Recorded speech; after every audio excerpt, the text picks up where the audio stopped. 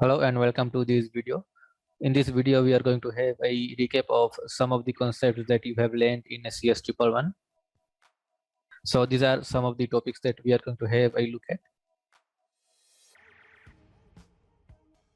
We'll start by creating a simple Hello World app, and then we will build on from there.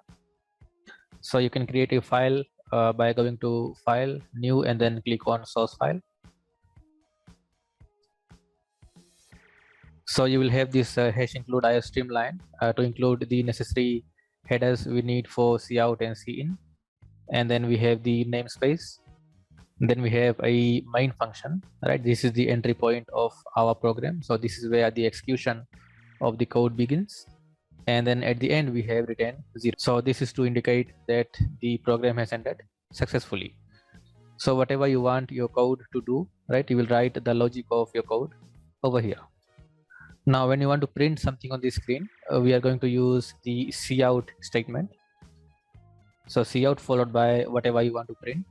So let's say hello world, and then end with a semicolon, compile and run. So I'll save this file. You can give a name to your file. Right, so we get hello world on our screen. And then if I want to print my name, again I'll use the cout, and then you can write my name is Krishnil. Again compile and run. So you will notice that the output is displayed on the same line. So to push the second part of this cout on the new line, there are two ways. One is to use the endl method. So you can put endl, and whatever comes after this endl will be pushed to a new line. Compile and run.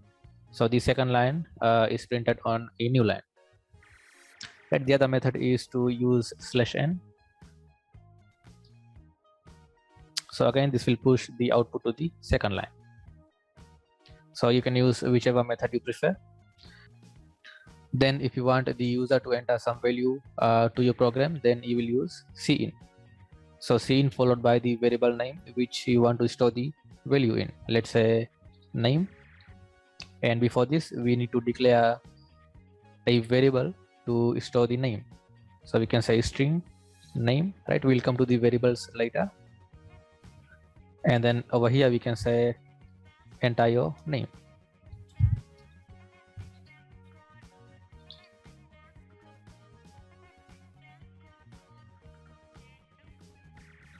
And then after taking the input, we can print out the name. So it says enter your name. I'll enter my name, press enter, and then the name is printed back to us. So we are using two operators over here. One is this two less than symbols. So we use this with cout, and this is called the insertion operator.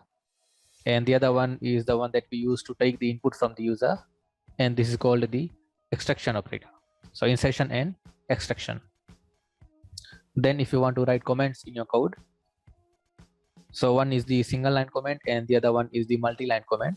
So for single line comments, you will use this double / followed by some comment, right?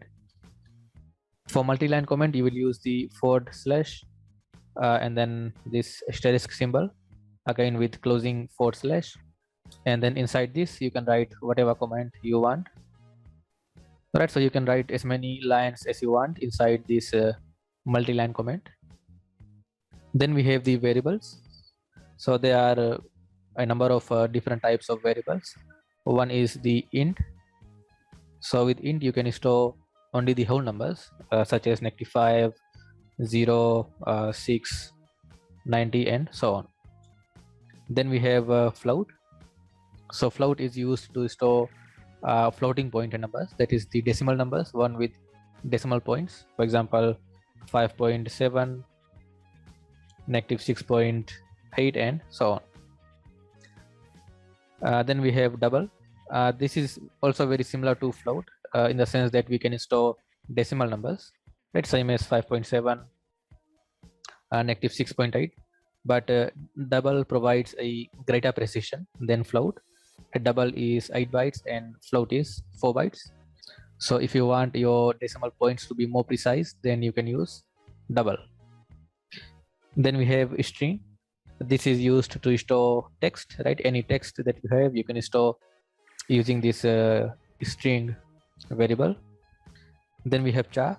Char is used to store a single character, for example C, or you can store a number, but again that will be stored as a character, right?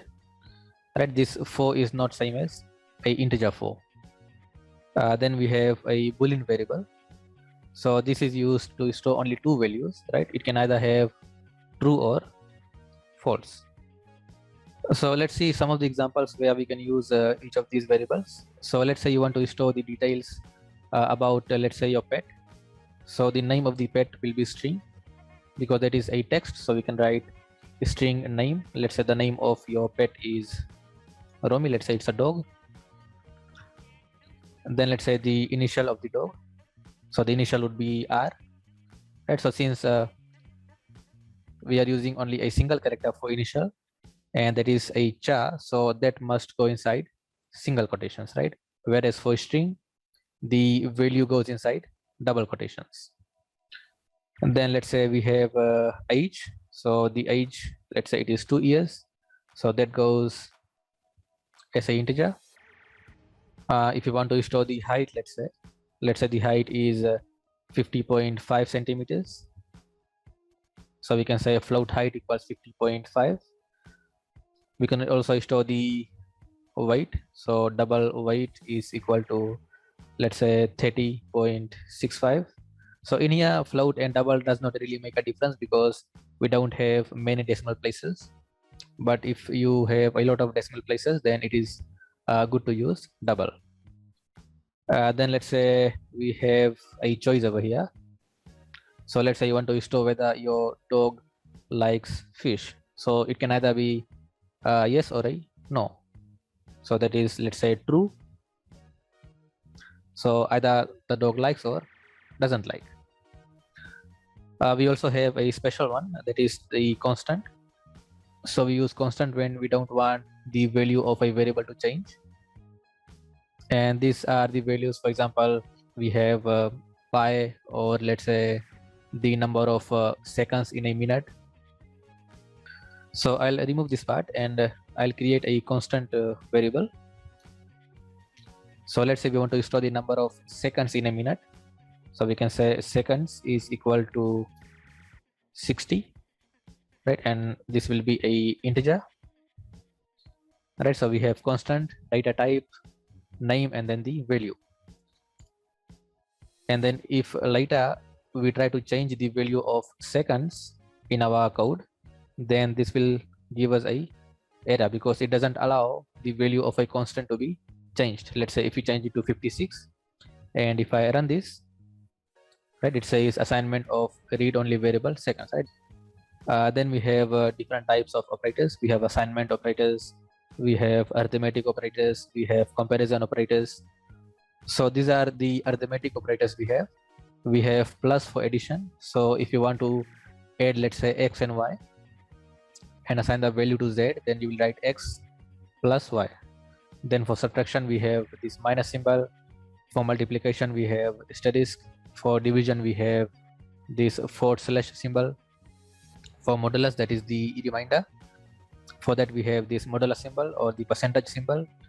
Then we have increment and decrement operators. So plus plus for increment and minus minus for decrement. So if you do plus plus, so that is same as writing x is equal to x plus 1, and x minus minus is same as x is equal to x minus 1, right? And these are the examples of the other operators. We have x times y, x divide by y. So this is going to divide x by y.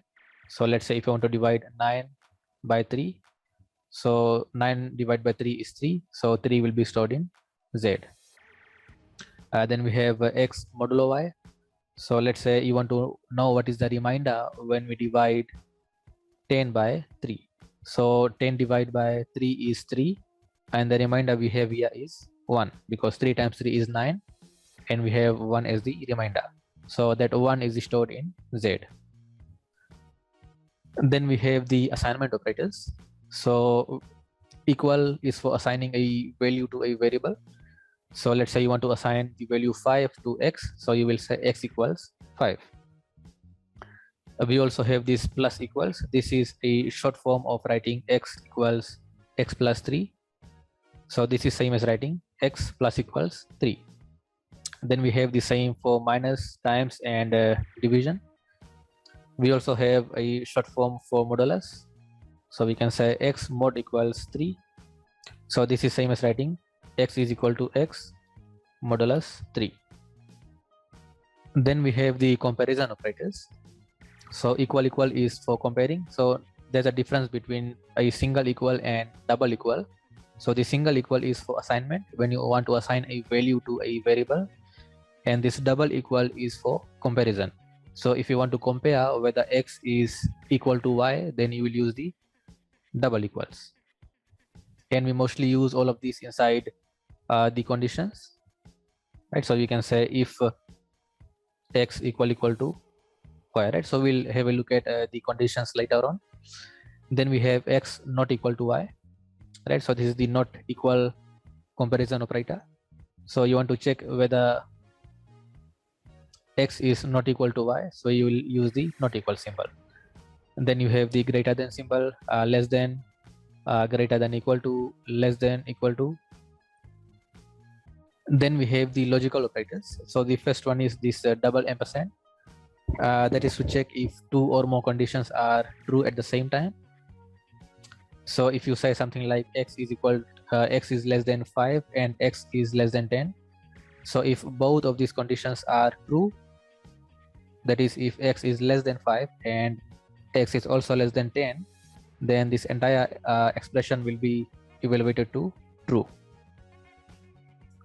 Then we have this OR symbol, or this double pipe symbol, and this will return true if at least one of the statements is true. So if either x is less than 5 or x is less than 4, right? If at least one of these is true, then the entire expression will return true, right? So with AND, if you want your expression or the entire expression to be true, then all of the single conditions must be true. And if any of these is false, then the entire expression will be false. Whereas for OR, if both are false, right, that is if x is less than 5 and x is less than 4, if both of them are false, then the entire expression will be false. And if at least one of them is true, then the entire expression will be true. Then we have this not logical operator. So this is going to reverse the result of whatever the condition we have. So let's say if x is 5, so 5 is less than 10, that is true, but we are negating this using this not operator, so this entire expression will be false. Next, we'll have a look at some of the string functions, right? So I'll declare a string variable. I'll call it first name. So my first name is Krishnil, so I'll declare that. My last name is Deo, so I'll declare last name and initialize that to Deo, right? I'll do a print on the screen. So first name separated by a space, and then we'll print the last name, right? So we get Krishnil space Deo. We can also add the two names and combine them. So we can say string full name equals first name plus the last name, right? And instead of doing something like this, we can just print the full name. So this is going to return the full name. If you want a space in between the names, then you can put a space in between the names, and this will add a space between the two names. So we have first name space last name. Next, I will declare another string. I'll call it text, and let's say we'll initialize this to I love C++. Right, so if I want to know how many characters are there in this string, so there are 1, 2, 3, 4, 5, 6, 7, 8, 9, 10 characters. Okay, so to get the number of characters in the string, there's a method called length. So we will say cout text dot length, right? If I do a cout, so we get 10. I'll put a endl to push the remaining output to the next line. I can also get a part of this string from here. Let's say I want to get this C++ part. So to get that, I will use the substring method. Let's assign that to a new variable. Let's call it maybe programming language or language. And to this language, we want to assign only this C++ from this text string. So we can say length is equal to text dot, right? So to get a part of this string, we will use this substring method. So text dot substr, and then in here you are going to write the indexes of the characters you want. So the first, so this takes two parameters. The first one is the starting index. So the starting index of C over here, if we count, so that is this is 0, right? Index 0, 1, 2, 3, 4, 5, 6, 7. So C falls at index 7, right? And then followed by the number of characters that you want after this 7th index. So from this C, we want 3 characters, that is 1, 2, 3. So we will write 3. And if I cout length, right, we should get C++. Okay, we get C++, right? So there are many other string methods that you can use. You can do a search on the internet to get the other common string methods. Then we will have a look at the math operators, some of the math functions that we can use in our code. So I'll declare a variable, let's call it a number, and I'll initialize this to -5. Now if I want to know the absolute value of -5, right, which we know is 5, so we can say cout and then the absolute value method, which is abs, and in here we will pass the number that we want to find the absolute value of. So that is number. Now if I run this, right, we get this error. It says abs was not declared in the scope, right? Because for this we will need to include the cmath header file. So that is #include cmath. So this will allow us to use the math functions that are inside this cmath header file. Now when I run this, we get the value as 5. Right, the other common function is the min and max. So if I want to find the minimum value between, let's say, 5 and 10, so the minimum number here is 5, so we should get 5. Okay, we get 5 over here. And there's another one called max. So if I use this max function, then we will get 10.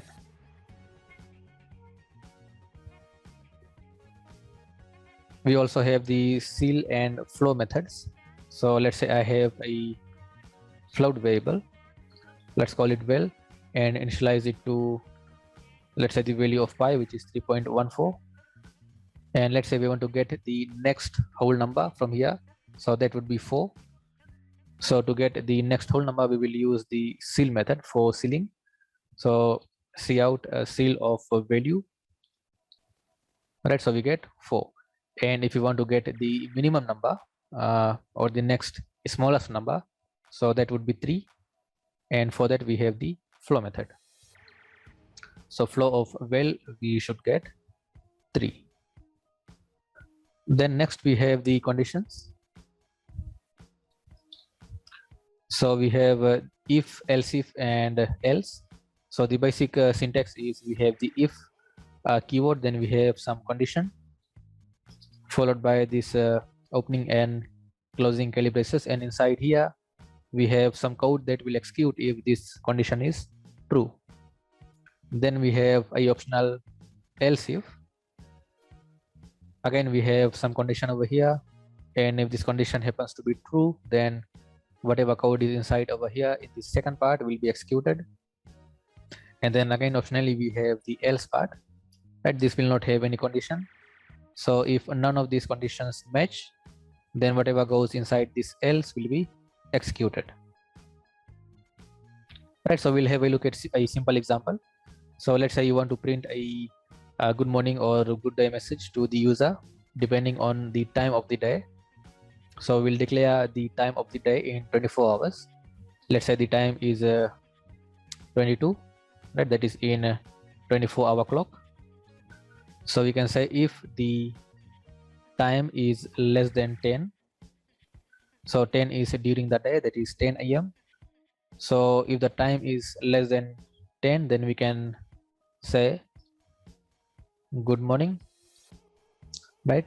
Else if the time is less than, let's say 20, then we can print maybe good day.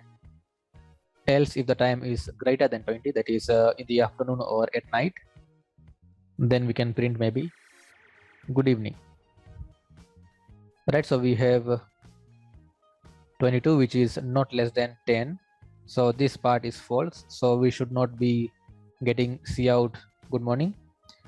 22 is also not less than 20, so we should not get this good day message, right? So none of these conditions are matching, so we should get this good evening message. So when I run this, it says good evening. Now let's make this time to, let's say 8.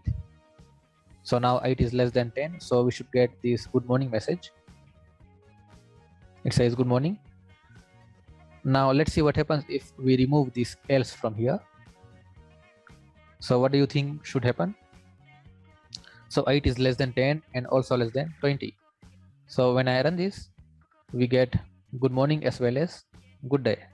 So what is the difference between the two? So if we have else over here, right, then what happens is only one of these conditions will be evaluated. So as soon as a true condition is met, the remaining part of the code will be terminated, and whatever is inside the matched condition, that part will be executed, right? So as soon as a match was found over here at the first condition, right, this part was executed and the rest of this code was skipped, right? Whereas if we don't have this else, then the compiler is going to check each and every condition in this conditional section, right? So it is going to check the first condition as well as the second condition, as well as if there are any more conditions, then it is going to check all of those conditions as well. So depending on your use case, you might want to use a else if or only if. There's another method of or the alternative method of using the conditions, and that is the switch statement. So we have this switch keyword followed by the variable that we want to compare, and then inside the curly braces we have the case keyword followed by the first value that you want to check your variable with. So let's say value to check, right? So if this variable happens to match with this value, then whatever is here will be executed, right? Some code over here, and then you also must have a break statement. Then we'll have another case statement, and then followed by again a value to check, and if it happens to match this one, then whatever code is here will be executed, and then again we'll have a break statement. So we can have as many case blocks as we want, and then at the end you must have a default section. So this is like the else part of the if and else. So if none of these cases match, then whatever is there in this default section will be executed, right? So we'll do a simple example. So let's say you want to print the day or the name of the day depending on the number of the day. Let's say I have the day initialized to 3, so 3 corresponds to Wednesday. So Monday is 1, Tuesday is 2, and Wednesday is 3. So we want to check day with the numbers from 1 to all the way up to 7. So we will pass the variable day over here, and then in here we will write 1, right? So if the user enters 1, so that means it is a Monday, so we will cout Monday. Then if the value is 2, so that should be a Tuesday. And then similarly we have for the other days. Right, so we have 1 for Monday, 2 for Tuesday, 3 for Wednesday, and so on up till Sunday. And let's say if the user enters something else, let's say number 8. So there is no matching day for 8, so we can say invalid day. So when I run this, it says Wednesday because the number was 3. If I change it to 1, we should get Monday. And let's say if I have 8, which is invalid, so 8 will not match any of these cases and it will fall in this default section, so we should get invalid day. So it says invalid day. Right, then we have the loops. So first we have the while loop. So the basic syntax is we have the while keyword, and inside this parenthesis goes the condition that you want to check, and then followed by your code inside these curly braces. So this code is going to execute while this condition is true. So whatever code is here will keep on executing while this condition is true. So let's say you want to print some numbers, right? So you want to keep on printing while the number is less than, let's say, 10. So we can initialize a variable called I to 0, and we can check inside the condition. We can say if I is less than 10, then inside this while loop we can print the value of I. Right, notice we are only printing I and we are not doing anything to I. So when I run this, right, the code will go in an infinite loop. Right, this is not going to end because this condition here is always true. Right, we print out I, go back, check the condition, I is less than 10, we print I, again go back, check the condition is true, we print the value, and we continue repeating this. Right, so this ends up in a infinite loop. So what I'll do is I'll increment the value of I so that I is incremented each time this piece of code is executed. So we get the numbers from 0 to 9. So this loop keeps on running while I is less than 10. And then as soon as I becomes 10, this condition becomes false, and then this loop terminates. Then we have a do while loop. This is very similar to a while loop. The difference is that with while, the condition will be checked. If the condition is true, only then this part of the code will be executed. But with a do while loop, the code that is over here will be executed at least once, and then whatever the condition is will be checked. So we have some condition over here, and then make sure to put a semicolon after this while, and then make sure to put a semicolon after this while. Now I can do the same thing that we have done in this while loop with this do while loop. So I'll initialize I to 0 once again, right, and then I'll try to print the value of I, right, and I'll say if I is less than 10, then you print this value. So it is going to do this and then check the condition. Then again, if the condition is true, do this and check the condition, right, run. So again, you will notice that we run into a infinite loop because we are not doing anything with I, so it is always less than 10. So we can increment the value of I over here, I plus plus, and now when I run this, right, this is coming from the while loop and this one is coming from the do while loop. Right, next we have a for loop. Now what is the difference between a while, do while, and a for loop?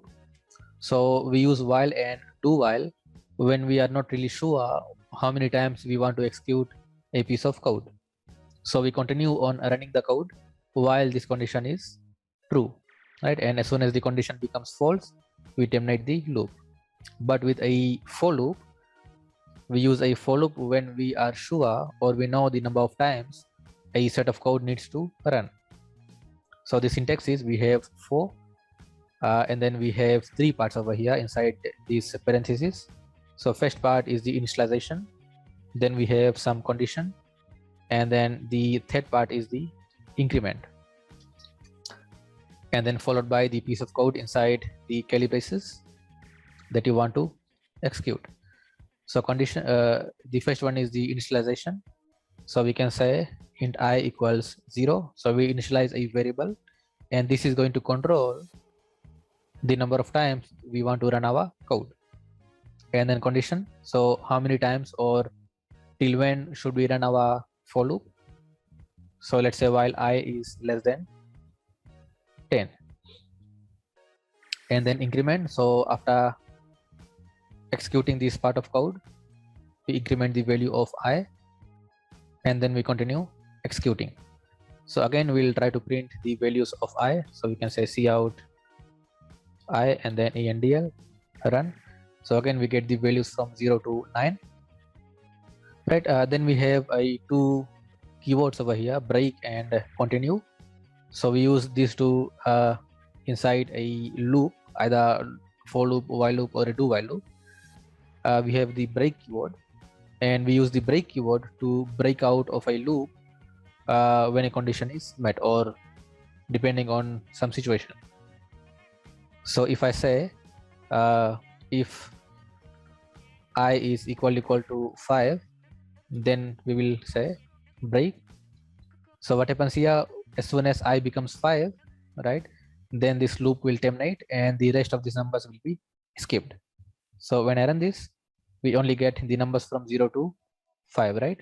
And then as soon as I becomes 5, the loop terminates. Then we have the continue statement. So if I say if I is equal to 5, then continue. So what happens here is whatever is there after this continue statement inside this for loop, so whatever code is here will be skipped. So in this case, nothing really happens because there's nothing after this continue statement. So we get the numbers from 0 to 9. But if I take this statement after this continue statement, right, so notice what happens when I run this. So we have 0, 1, 2, 3, 4, but we don't have 5, right? That is because when I became 5, the rest of the code was skipped and the execution went to the next value of I, which is 6. And then we got the value 6 and so on. Then we have arrays. So there are 2 or 3 methods of creating and initializing an array. So one is to simply just create and initialize the array at the same time. So let's say we want to store the marks of a particular student for some subjects. So we can say int marks. So this will create an array of size 5, and we can initialize the marks in the same line. So we'll put this opening and closing parenthesis curly braces, and in here we can write down 5 marks. So let's say 45, 98, 65, 78, and 23. So this will create an array of size 5 and store these marks in each of the indexes in the array. So 45 goes at index 0, 98 goes at index 1, and so on.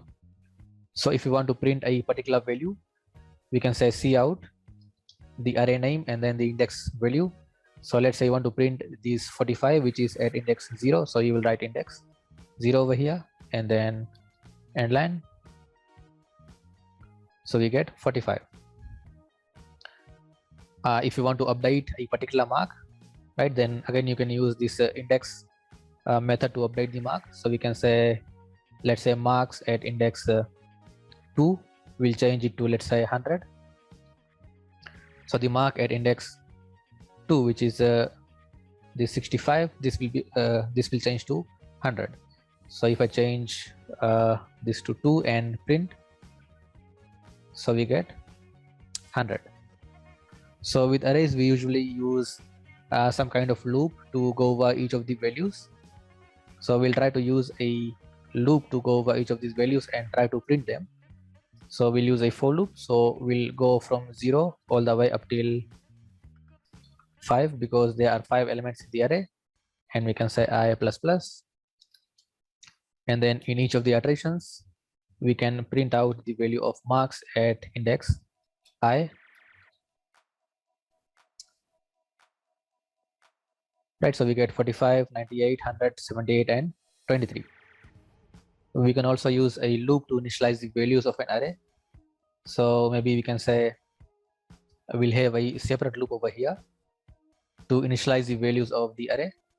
So we'll run over each of the indexes and try to assign the values.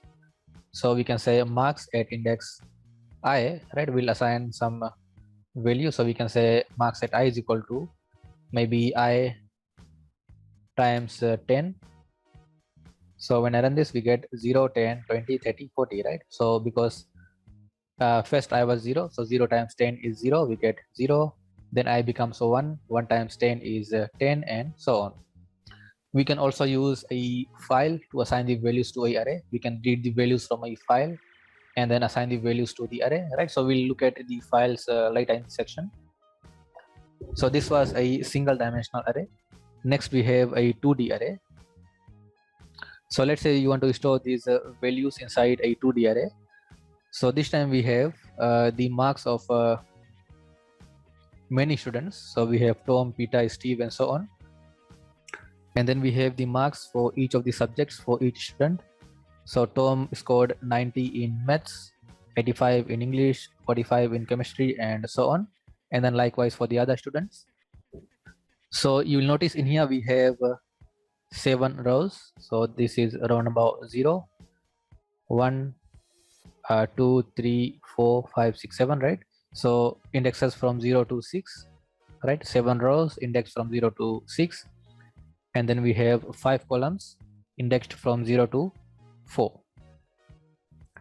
So whenever you are creating a 2D array, right? So again, you will have the name of the array, let's say marks.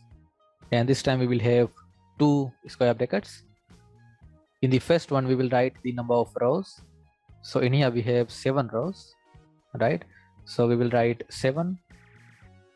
And then there are 5 columns. So we will write 5. And then to initialize the values, you will again put these opening and closing curly braces. And inside this, you will have again some curly braces separated by commas. So we have one pair, then we have the second one. So you will repeat this as many times as the value of the row. So since there are 7 rows, we will have 7 pair of these curly braces.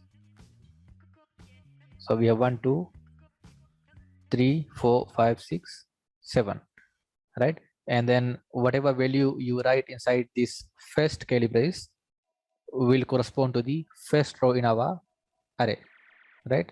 So 90, 85, right? I'll try to initialize the values, right? Something like this. So the first one corresponds to the first row, which is for Tom. Then the second line is for Peter. So this is for Peter, and then likewise for the others. So it's a good idea to take each of these rows into a new line, so it is easier for us to read. So this looks more like a table rather than keeping all of them in a single line, right? Right. So again, to iterate over the array and print the values, we can again use a for loop. So we can say for I equal to 0 while I is less than 7. So we will go row first, then by column. So we will go through each of these rows, right? And then while we are in each row, we will try to go over each of these columns and try to print the values. So from 0 all the way up till row number 6, which is less than 7, right?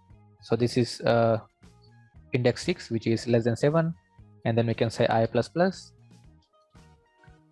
And then inside this first for loop, we'll have a nested for loop that is for going over the columns. So we'll use j. So j less than 5 because there are 5 columns. And then we can say j plus plus. And then inside this inner for loop, we can say cout marks at index I and j, right? And then we will print a space, right? So when I run this, we get all the marks, right? So this 5 marks was for the first person, then for the next person. So what I'll do is I'll try to print a empty line at the end of this first for loop so that we have the marks of each student printed on a new line, right? So the first line was for Tom, All right, then we have for Peter, Steve, and so on. So what happens here is we have this I variable which goes over the rows. So when I is 0, right, we are at the first row, right? Then while we are on the first row, we run a inner for loop, that is j, and this for loop goes from 0 to 5. So while we are on the first row, we go from 0 to 5 and print the marks at index I, which is 0, and j, which is from 0 to 4. Then once this inner for loop ends, we go to the second index, which is 1. So while we are at 1, we again run this inner for loop 4 times or 5 times, and then print each of these values. So for each iteration of the outer for loop, this inner for loop will run 5 times. Okay. And just as a 1D array, we can also use the indexing method to assign and get the values. So let's say I want to change the mark for Tom for chemistry. So let's say we'll change this to 55. So this is at index 0 and 2, right? So row 0 and column 2. So we can say 0, and at column 2, we'll change the mark to 55, right? So now when I run this, notice that this 45 will change to 55. Okay. Right, so next we have the references, memory addresses, and pointers. So we'll first have a look at references. So let's declare and initialize a variable, let's say food, let's say our favorite food, and we have initialized it to, let's say, pizza. So if I do cout food, right, we should get pizza. Okay. Now if I create a reference to this variable, so that is just like creating a alias for this same variable. So we can say string this ampersand symbol and meal, and we'll initialize it to food. So what happens is we are creating an alias name for this food variable. So just like your parents might be calling you with some name, and your friends might be calling you with some other name, right? So same thing. So both of these meal and food, they both refer to pizza, right?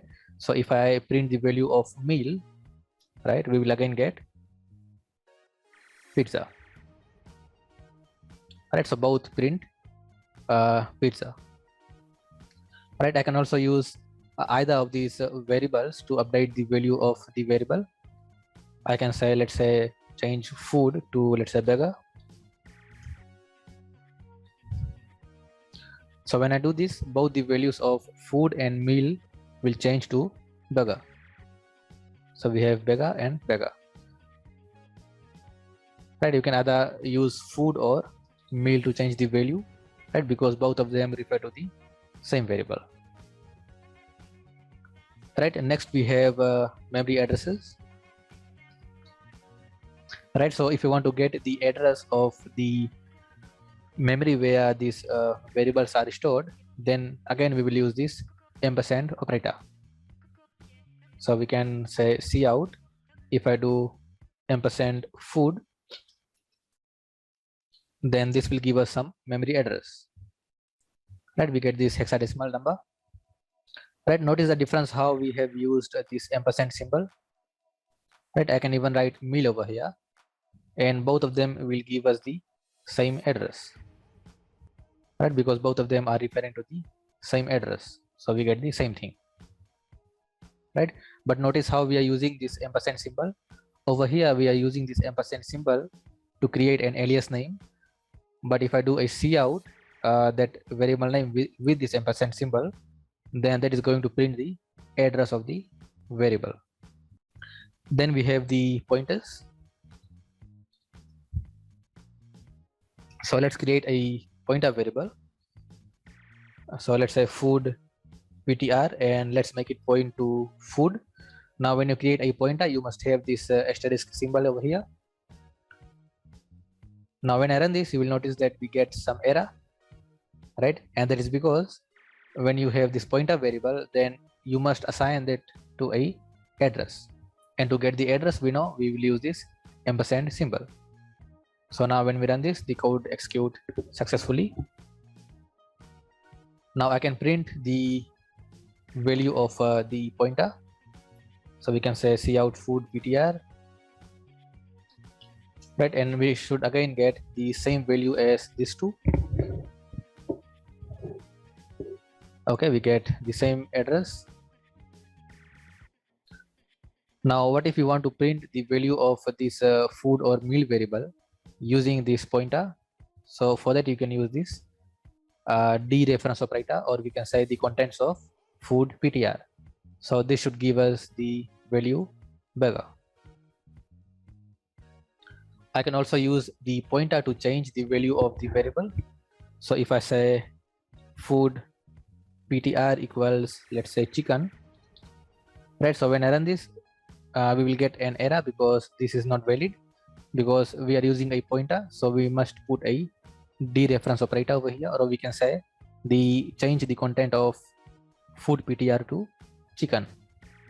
And when I run this, the value of the food ptr will change to chicken, right? We don't get anything here because we haven't printed anything.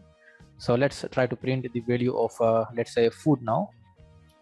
So it should be updated to chicken, right? We get chicken, right? So next we have files. So we'll try to have a look at reading and writing data to and from a file. So the data that we had in our Excel file, right, I have saved the same data in a notepad file in the same location as my source file, in a file called marks.txt. So I'll create a file variable, that is ifstream, and I'll call it infile. Right, so now if I run this code, I will get a error. So to read and write data to and from a file, we will need a header file called fstream, and then we can say infile.open, and then in here we will write the name of the file that we want to open. So in our case, the name is marks.txt, and then to read the data, we will create a variable, let's say subject. So in our file, in the first line, we have the name of the subject. We have Maths, English, and so on. So we'll try to read the subject, and then we will go on to read the marks. So let's read and print the subject, and let's see what do we get. Right, and before printing, we will need to read the data from the file. So to read the data from the file, so just as we use the cin method to read the data from the user from the console, let's say mark, right, in the similar way, we will use this infile variable to read the marks, right, or the subject. So in here, since we are reading from the file, then we will use this file variable followed by this extraction operator, and we will store it in the subject variable. All right, so create a variable, read and print. So we get maths. Now if you want to read the other subject, then you will have to create more variables and read all of them. In our case, we don't really need this first line of the file because that is just for informational purpose, right? We only want to read the marks. So what I'll do is I'll try to read this entire line and discard it. So to read the entire line, we will use a different method. If I use just a single variable, then this is going to read only one value from the file, and then skip whatever is there after this first encounter of this tab or space. So instead of using this infile subject method, we will use the getLine method, and in here we will pass the infile variable and then followed by the subject.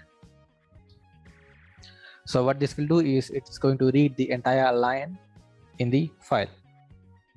So now when I run this, I'll remove this part. So now when I run this, right, I get the entire line. So now that we have discarded the first line of the file, we can go ahead and edit the marks. So we can manually read the data line by line, but it's a good idea to use a loop, right? So after reading the first line, we will use a while loop to go over each of the lines and then read the marks for each subject. So while some condition, then we will do something. So let's create 5 variables to store the marks for each subject. So we can say int maths, English, chemistry, bio, and physics. And then inside the while loop, we can say in file, right? So the first value we have in the file goes in for maths, then for English, chemistry, bio, then physics. So that is the order that we have to follow when reading the values. So we first have maths, then we have English, chem, bio, and then we have physics. And then after reading, we can print out the values. So we can say maths followed by a space, then English. So we have maths, English, chem, bio, and physics followed by a space between each of the marks. And then we will continue reading the marks while we don't reach the end of the file. And there's a function to check if we have reached the end of the file, and that is called infile.eof, stands for end of file. So we'll put a note here. We will say while we don't reach or not the end of file, we read and display. All right, so we get the marks over here for each of the student and for each of the subjects. All right, so I'll remove this print for subject. We don't really need that information. All right, so we get the marks in the form of a table. Let's have another variable here to count the number of students we have in a file. So we can say students equal to 0. And then after reading, what we will do is try to increment the value of students. So at the end, we know for sure how many students were there in the file.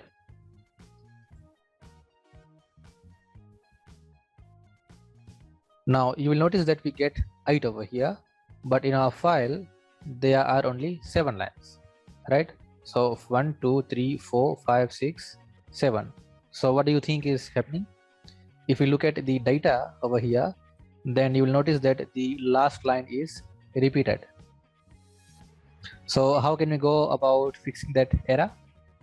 So what we can do is simply remove this empty line from this file and then run the code. So now we get 7. But removing the line is not a very good idea, because we are not fixing our code. We are actually trying to fix the data that we are reading, right? Our program should be smart enough to detect and fix it by itself.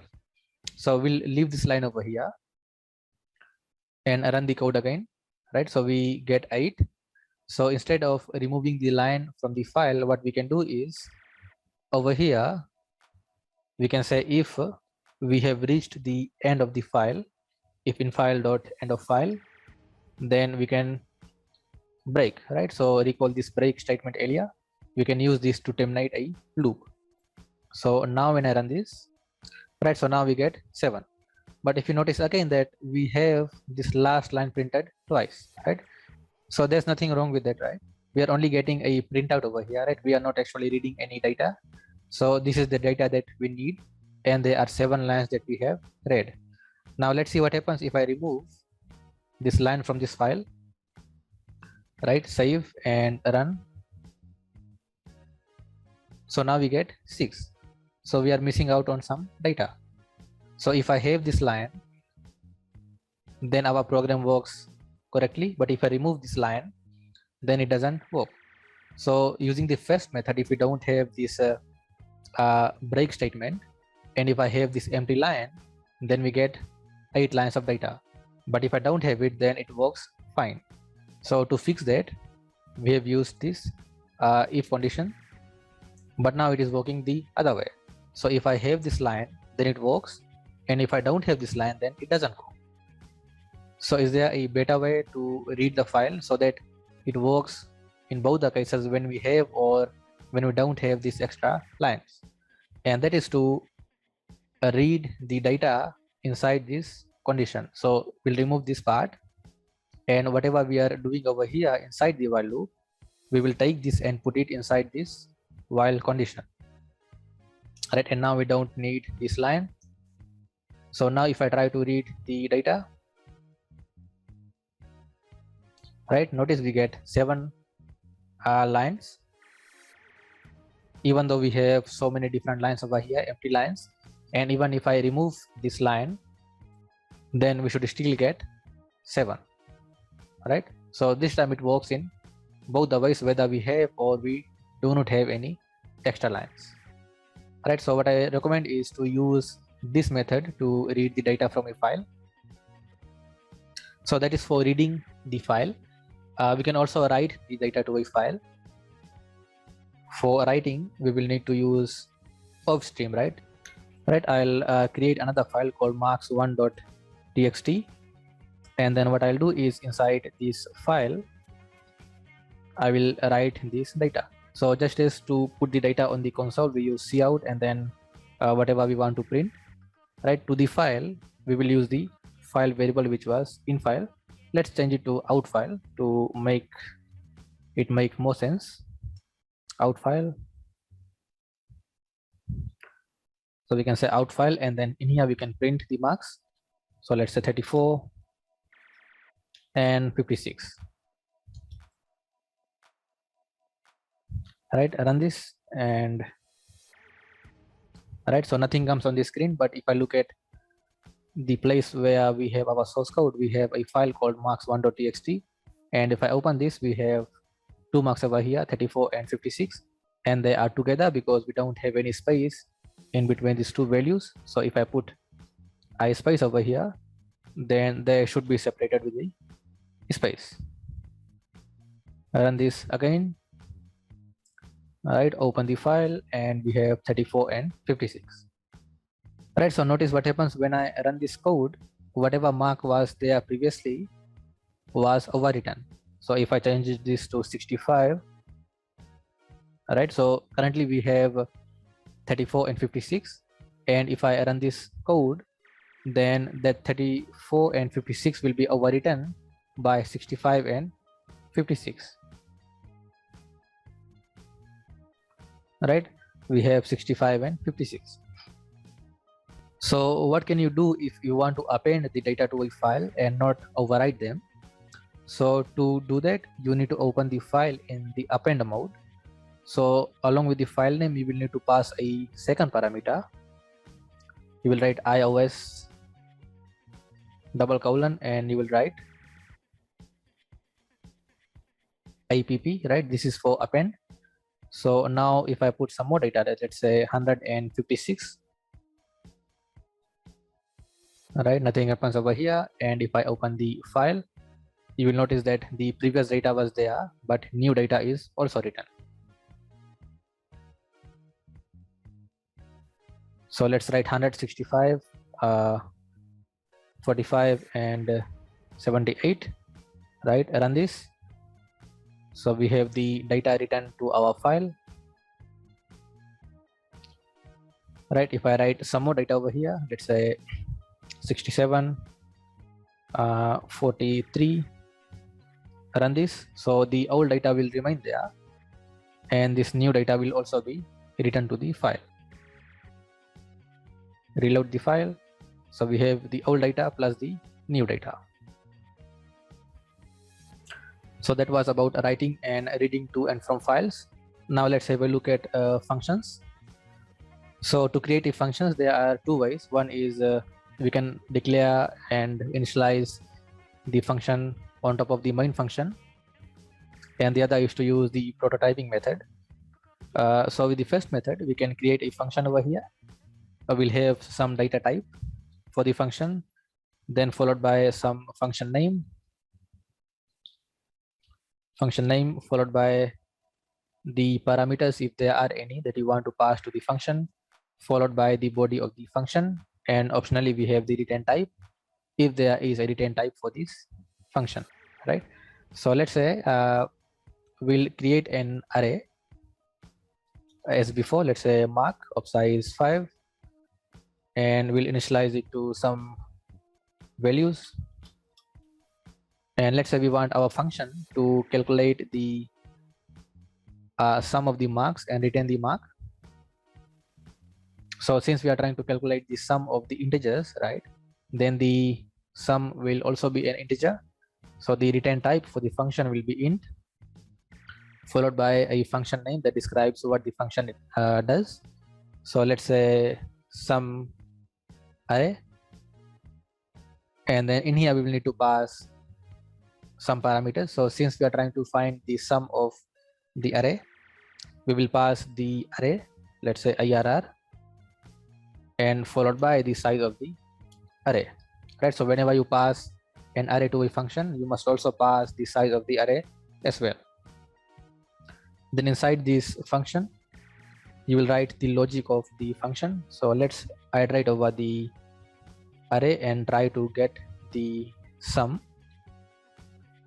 So I goes from 0 to size and I plus plus, and then we can say sum is equal to sum plus array at index I, right? We need to initialize sum to 0, int sum is equal to 0, and then we find the sum, and at the end we return the value of sum. And then inside the main we can store the sum inside let's say in a sum variable, and to get the sum we will call this sum function, sum array function.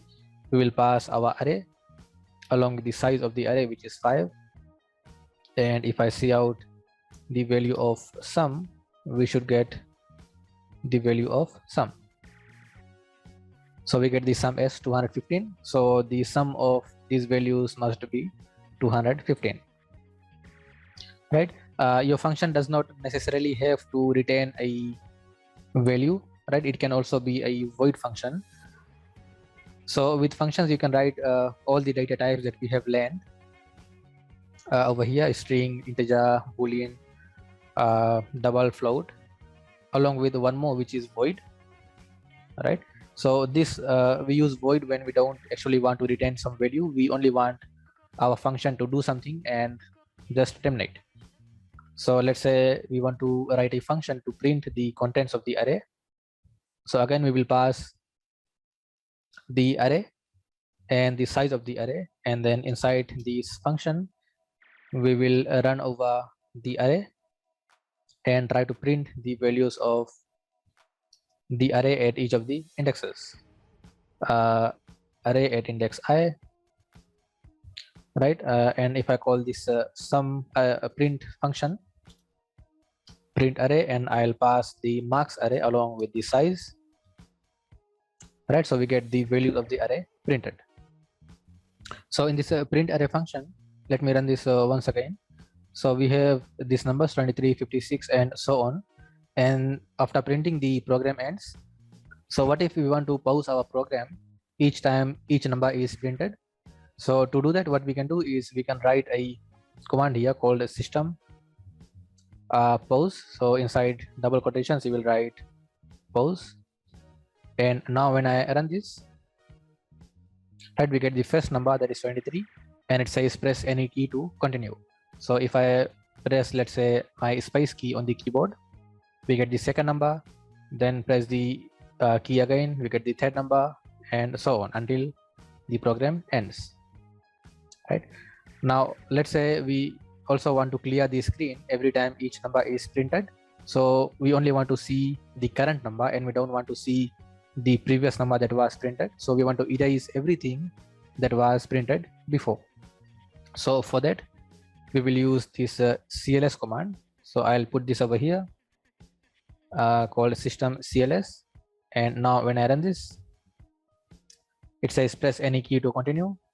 When I press the space key, right, whatever was there previously is gone and we get the current number, which is 56. Now when I press the space key once again, we get the new number, which is 34, then space key again, 57, 45, and it ends, right? We can also change the color of the console. Right now everything is in black and white, right? To change the color of the screen, we can use the color command. So we can write system, again we'll use the color command, and along with this we pass two values, right? Let me show you the values. So you can write color help in your CMD, right? And we get these values. So it says color attributes are specified by 2 hex digits. The first value corresponds to the background, and the second one is the foreground. So let's say if I want my background instead of black to be, let's say, yellow, then I will write 6. And let's say if I want my text to be black, then I will write 0. So 6 0, this will give a yellow background and black text. Right, so we get a yellow background and black text. Right, so you can play with these color values to get a different color for each screen. Okay, so that was all for this video. We'll end this video here. So thank you for watching.